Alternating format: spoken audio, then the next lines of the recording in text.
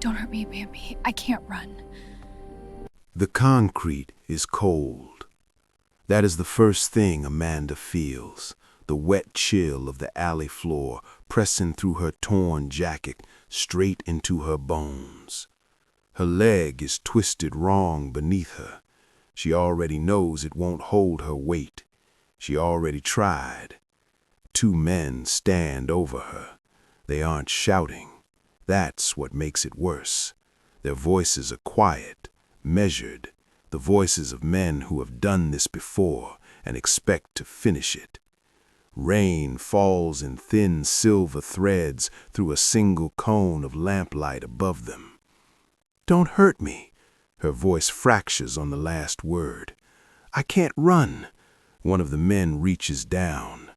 Then, footsteps. Not fast, not panicked, steady and deliberate. The sound of someone who has already decided something and is walking toward it. A figure steps into the edge of the light, tall, broad-shouldered, a jacket that has seen better years. He carries nothing. He shows nothing. Just eyes, very still, very awake, scanning the alley the way a man does when he has spent years learning that danger rarely announces itself. Somewhere above them, barely audible beneath the rain, something clicks. Small, metallic, gone as quickly as it came. Neither of them hears it. He looks at her. He looks at the men. He takes one step forward, then another. No words, no threats, just the particular weight of a man who has calculated every outcome and made peace with all of them. The two men exchange a glance, then they leave. Amanda stares up at him, chest heaving, hands trembling against the wet concrete. She searches for words and finds nothing, not a single one. He crouches down slowly, forearms on his knees. "Can you stand?" She shakes her head. He nods, like he expected that, and extends his hand. She doesn't know his name. She doesn't know that the empire her father built is the reason this man lost 7 years of his life. She doesn't know that somewhere across the city, a phone screen just captured his face in this alley, and the man watching it is already dialing. She takes his hand anyway. His name is Daniel. He walked out of Greystone Correctional at 6 that morning, with a cracked watch, a dead phone, and $47 in a brown paper bag. No one was waiting. He hadn't expected anyone to be. He stood at the gate for a moment, just breathing. Cold air, wet asphalt, the sound of a world that kept moving for 7 years without him in it. He was 31. He felt much older than that. He had been 24 the last time his life felt like his own. Back then he wore pressed shirts to work, kept a notebook of neat columns. He noticed things, patterns, gaps, the faint structural wrongness of a transaction that doesn't balance the way it should. That precision was the gift that destroyed him. It started with a routine audit, records that should have been simple, but the numbers didn't sit right. Money cycling through shell companies with no real operations, round-tripping, transactions passing between entities to create the illusion of growth where there was none, assets appearing and vanishing, aggressive revenue recognition that inflated numbers no honest audit could defend, and every thread, when pulled carefully, led back to one name, Woodson Enterprises. He documented everything, flagged it, built a paper trail the right way. He believed in the process. 3 weeks later, police were at his door. Drugs in his car, witnesses he had never seen in his life, statements delivered with the flat confidence of people who had been well coached or well paid. His public defender was a decent man, drowning in caseload. The trial lasted 4 days. The jury took 2 hours. Before sentencing, His father came to the county jail, pressed his palm flat against the glass, and said quietly, "I tried to tell you, son. Powerful men don't go to prison. Men like us do." Daniel had believed in the system then. 7 years of concrete walls and fluorescent light cured him of that completely. Now he walked. No destination, just direction. His body moved while his mind was still standing at that gate, trying to locate itself. Then he heard her, a woman's voice, raw, nearly swallowed by rain, but carrying the specific frequency of someone in real danger. He slowed, stopped. Every instinct told him to keep walking. He was a black ex-convict 8 hours out of prison. Getting involved in anything was the fastest road back behind that gate. He stood in the rain and listened. "Don't hurt me. I can't run." He closed his eyes for exactly 1 second. Then he walked toward the alley. He didn't take her to a hospital. Too many questions. He didn't take her to a hotel. He had $47.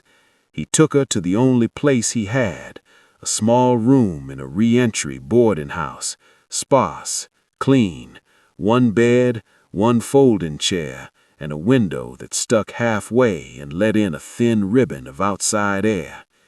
He set her on the bed, without discussion. He took the floor. He grabbed a basic first aid kit from the corner store downstairs and worked with what he had, cleaning the gash above her knee, wrapping her swollen ankle with the careful, even pressure that doesn't come from reading instructions.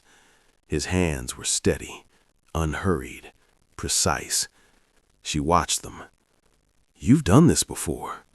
He nodded once, not looking up. "My mother was sick for a long time." He didn't offer more. She didn't ask. She was asleep within minutes, exhaustion pulling her under before fear could argue. He moved to the window. When the landlord's keys jangled in the hallway outside, something moved through Daniel's body before his mind could catch it, a sharp, automatic alertness that had nothing to do with the present moment. He pressed his hand flat against the wall until it passed. 7 years of bells and locks and buzzers had rewired something in him that wouldn't simply unwire because a document said he was free.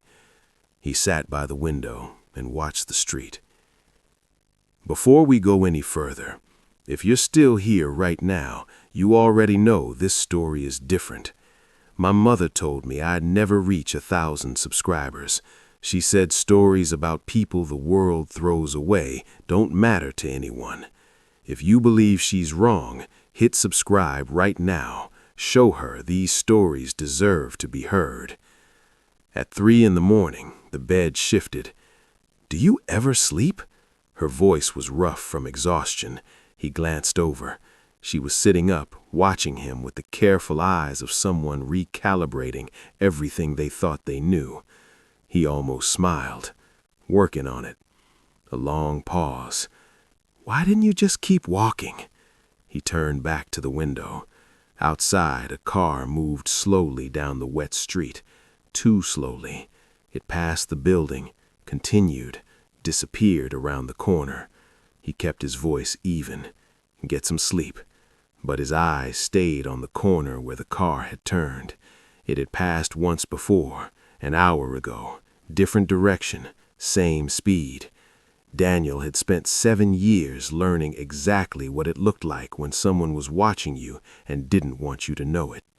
3 days passed. Amanda's ankle was sprained, not broken. She could manage short distances. The stairs were possible if she took them slowly. Daniel brought food, rice, tinned soup, bread from the corner bakery slightly past its best. She had grown up with a private chef who trained in Paris. She ate the corner store soup like it was the finest thing she'd ever been handed, and didn't fully understand why. On the 3rd day, she understood. It was the first food in years that didn't come with an agenda. They talked the way people do when trust is still fragile, carefully, in pieces, leaving gaps the other person could fill or leave empty. She told him her name. He nodded. Then she told him who her father was, Adam Woodson. The room didn't change. The light didn't shift.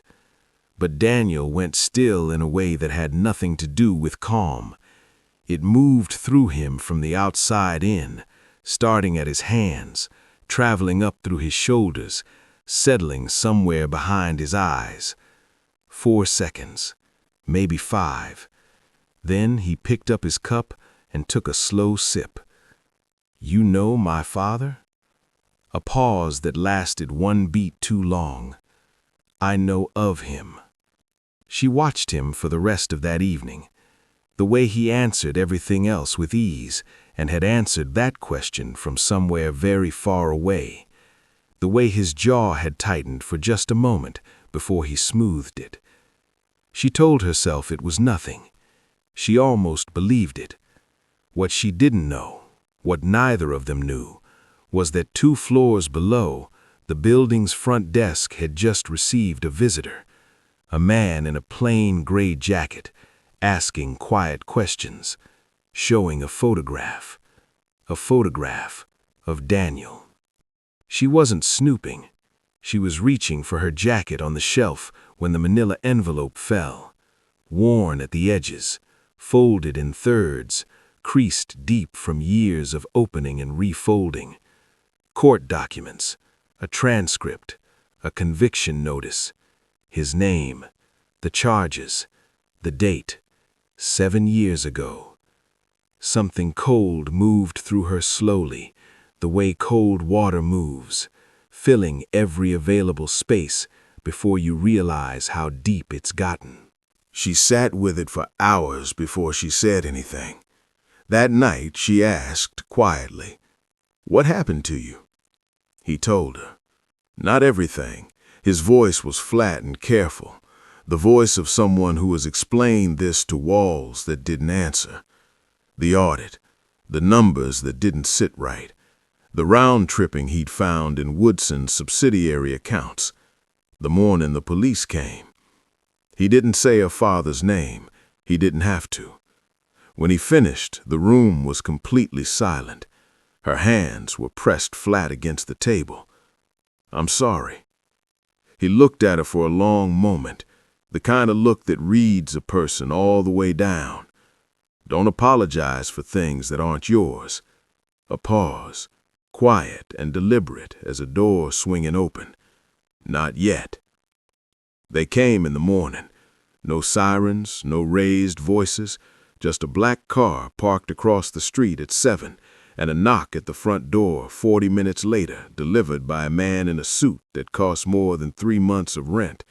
1 lawyer, 1 plainclothes investigator. The message was smooth and quiet. Amanda needed to come home. This man, his record spoke for itself. Daniel stood in the doorway and gave them nothing. Amanda appeared at his shoulder, her phone already at her ear, her father's voice coming through, careful and warm. "Come home, sweetheart, please." She looked at Daniel, at the man in the hallway, at the lawyer's managed calm. "I'll call you back, Dad." She hung up. The lawyer left a card. They walked back down the stairs without rushing. Silence. "They're going to use your record against you." Daniel nodded slowly. They already did, once. Then her phone buzzed. Not her father. An unknown number. A forwarded email. No message. Just an attachment. Pages of financial records, internal memos, line items buried in columns from 7 years ago. A name attached to a payment. His name. She scrolled to the amount, found the date, 3 weeks before his arrest, paid to a private investigator whose firm had never appeared on any official Woodson payroll. She looked up from the screen. Daniel was already watching her, still, patient, like a man who had been waiting 7 years for someone to finally read what she was reading. Now do you understand? She didn't sleep. She sat at the small table and read everything, every page, every attachment. The first hour she told herself there was an explanation. By the second hour she stopped.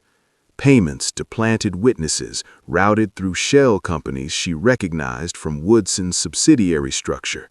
A memo discussing the timeline of the arrest with operational precision. A Brady violation buried in plain sight, favorable evidence suppressed, never given to the defense, hidden behind corporate paperwork and a DA's office that had been quietly, thoroughly persuaded. And throughout all of it, her father's name, not adjacent to the decisions, directing them. Somewhere around 3 in the morning, she moved from the chair to the floor. She sat with her back against the bed Daniel had given her the first night after 7 years of having nothing, and she pressed her hands flat against the cold floor and cried. Not for herself, not from fear, from the specific grief of finally seeing clearly something that was always there, and understanding exactly what your comfort cost someone else. She didn't hear Daniel wake. She didn't hear him cross the room. She only knew he was there when he sat down on the floor beside her. No words, no hand on her shoulder, just his presence, steady, taking up space next to her in the dark. They stayed there as the night shifted from black to gray to the pale gold of early morning. Then Amanda's phone, face down on the table above them, lit the room white. A message. No sender name. 4 words. He knows you're there. The call came at noon. Her father's personal number, the one she'd known since she was 12. She looked at Daniel across the small table, put the call on speaker, set the phone between them like something that needed witnesses. Sweetheart. Adam Woodson's voice filled the sparse room, warm, measured. He sounded like Sunday mornings. He sounded like the person who taught her to ride a bicycle. The offer was reasonable. Daniel would be compensated fairly and given resources to relocate.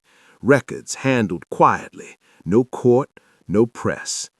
Come home. This doesn't have to become something ugly. Amanda looked at Daniel. He hadn't moved, hadn't shifted his eyes toward the phone or away from her. He just held her gaze, open, asking nothing, not a nod, not a signal, because this was never his choice to make. She thought about the floor they'd sat on together while the light changed. She thought about a 24-year-old man with a paper bag and $47 and no one waiting. She took a slow breath. Dad, her voice was very calm. I'm going to give you one chance to come forward yourself. A pause. If you don't, I will. Total silence on the line, the specific fury of a powerful man confronting the one thing he never prepared for, his own daughter. The call ended. Her hands were steady. She hadn't expected that. Then Daniel's gaze moved past her to the window. The black car was back. This time, it wasn't alone. They moved before the second car had time to park. Amanda had made 2 calls the night before, 2 journalists who took 3 months to publish because they wanted every fact nailed to the floor, and a contact inside the state attorney general's office. The meeting happened in a borrowed office on the 14th floor, a Tuesday morning, gray light, a recorder on the table. Daniel sat down, folded his hands, and told the truth. Not a performance, just a man describing, in plain and careful language, exactly what he found in those financial records, the round-tripping, the wash trades, the suppressed evidence that constituted a Brady violation clear enough to dismantle the conviction entirely. His voice didn't shake. He didn't reach for sympathy. He just told the truth. The same truth he told 7 years ago when no one listened. This time, the room was full. Adam Woodson's legal team moved immediately to discredit him, his record, his address, his background. The strategy was clean. It might have worked, except Amanda was sitting beside him, in every photograph, on every document submission, her name next to his, Adam Woodson's daughter, not hiding, not hedging, not moving. The case fractured publicly within 72 hours. Adam Woodson placed under formal investigation. Daniel's conviction flagged for review, vacated 4 months later on the grounds of prosecutorial misconduct and a Brady violation that should have been caught at trial.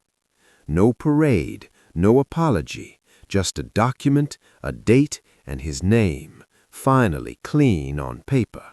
He started over.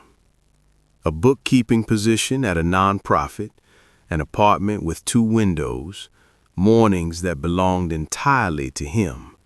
He was still learning what to do with that. Amanda walked away from the Woodson name as a brand.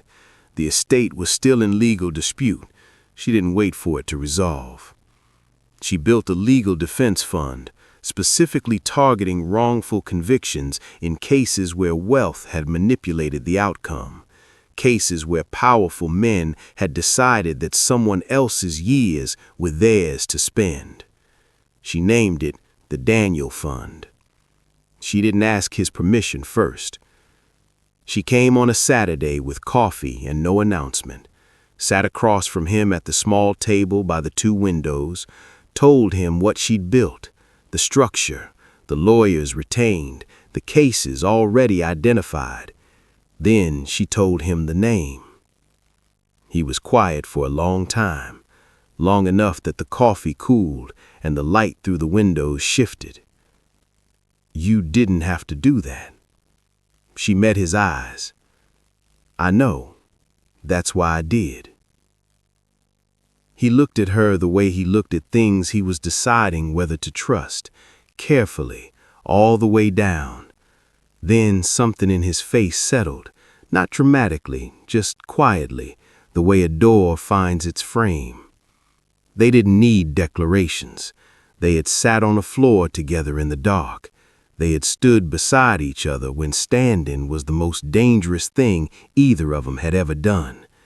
Whatever this was, whatever it was still becoming, it had been built from the bottom, in the hardest possible conditions, and it had held.